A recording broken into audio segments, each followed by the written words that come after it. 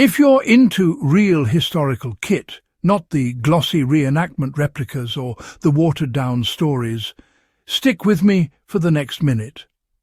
What you're about to hear is the kind of detail that separates casual viewers from people who genuinely understand the evolution of field gear. And if you're part of the Iron Age Instincts community, you already know we don't just skim history. We squeeze it for every ounce of practical value we can still use today. Before we go further, make sure you're subscribed, because this channel exists for people who want the real story behind the equipment that kept soldiers alive.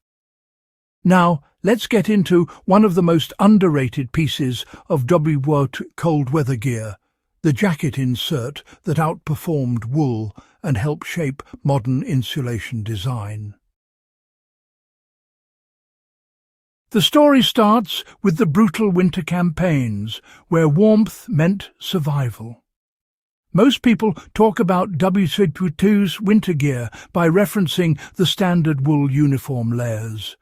And yes, wool was the backbone of military cold weather clothing. But when soldiers hit the Ardennes, the Apennines and the Eastern Front, wool alone wasn't cutting it. The US Army needed something hotter, lighter and easier to integrate into existing field jackets. That's where the famous M1942 and M1943 jacket liners come in, especially the quilted pile insert, a piece of kit that didn't get half the attention it deserved. These inserts weren't glamorous.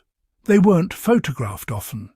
But if you talk to any surviving veteran who drew winter gear before 1945, they'll tell you that wearing the pile liner could mean the difference between functioning hands and early frostbite.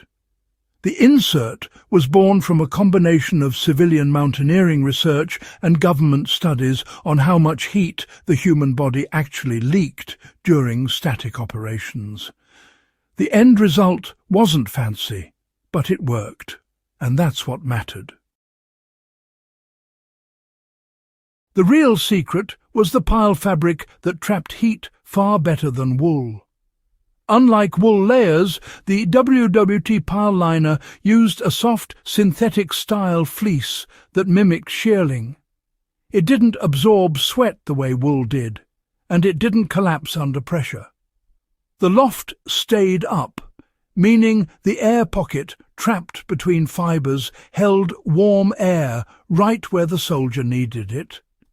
It was also quilted with a tough, wind-resistant cotton shell that stopped cold gusts from ripping straight through the uniform. Here's what made it so effective. Wool is warm because it retains heat even when wet, but it does come with a weight penalty. The pile liner offered even better insulation-to-weight ratios, and soldiers could actually pack it flat inside their field jackets without mobility suffering too much. For infantrymen doing guard duty, manning a machine gun nest, or pulling overnight shifts on a frozen front, this really mattered. They could stay still longer, react better, and keep their extremities from shutting down. Once the Army understood just how effective this insert was, they refined it for combat conditions. The M43 field uniform system wasn't built around fashion. It was all about layering. The jacket insert snapped directly into the M43 shell, turning it into a serious piece of cold-weather armour. Soldiers could open the jacket during movement, venting excess heat, then close it tight when stationary. That's actually the same principle used today in mountaineering shells and modern military ECWCS systems. For collectors and reenactors, the liner can look simple, but honestly, the logic behind it is extremely advanced.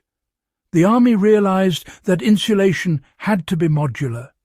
Soldiers needed to remove the liner for marches, stow it behind the pack flap, and reinsert it before hunkering down.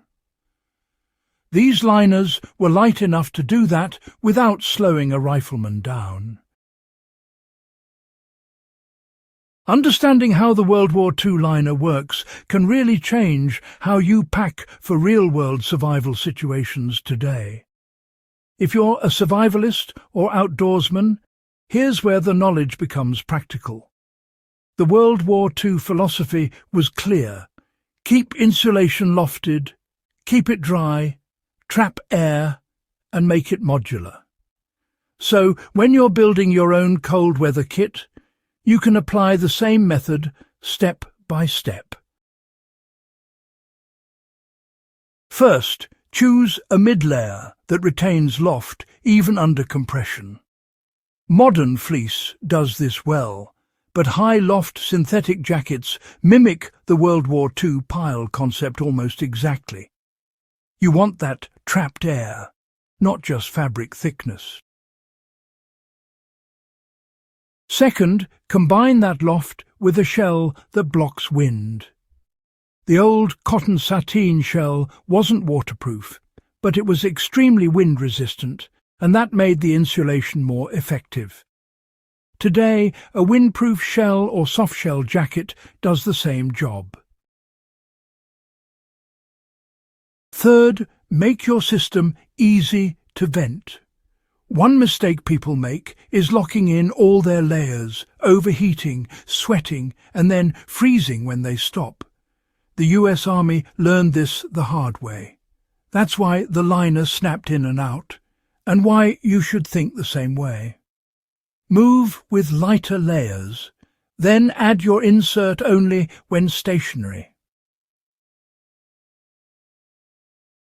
Finally, store your insulation so it doesn't get crushed for hours.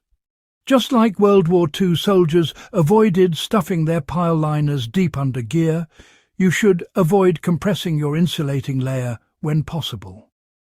Keep it accessible, keep it lofted, and, well, it'll keep you warm. What makes the World War II jacket insert still relevant is how brutally honest it is. There's no marketing behind it, no exotic fibres, just good design that came from necessity.